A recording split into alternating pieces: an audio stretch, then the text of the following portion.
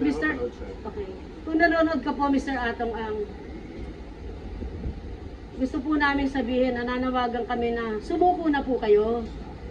Sumuko na kayo kasi sinabi niyo naman na wala kayong kasalanan.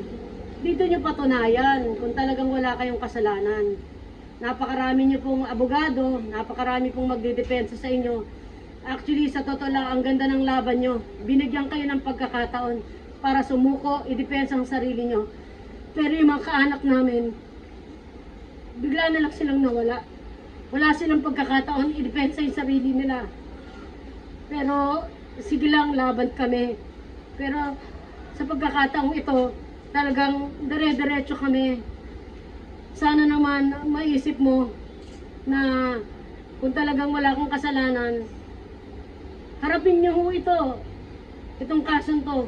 At sa mga hindi naisama, talagang hindi ho kami titigil na maisama kayo dahil alam namin kasama po kayo. May mga bagong ebidensya ho kami nasubmit sa DOJ. Sana naman ho makonsider po ito ng DOJ Panel of Prosecutions. And nagpapasalamat kami sa lahat. At inahamin namin yung kapulisan na sana kung talagang wala po kayong kinikilingan, kung hindi man siya susuko, mahuli po si Mr. Atong Ang at ang iba pang mga may kasalanan dito sa aming pagkawala ng aming mga kaanak. Hindi po talaga kayo sumuko for John John, no? Hindi kayo bumitaw po. Opo, kasi kapatid lang ako pero masakit na nakikita namin yung mother namin na naghihirap, nagkasakit, nabulag, hindi makakain, nangayayat.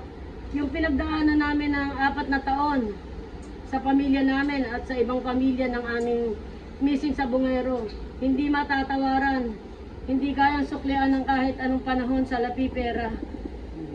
Ang hirap ng pinagdaanan ng pamilya namin, pero sa awa ng Panginoon Diyos, sa tulong ng karamihan, sa tulong ng media, talagang hindi imposible ang lahat sa taong gusto talagang manindigan para sa katotohanan. Siguro man, may mensahe pa po ba kayo?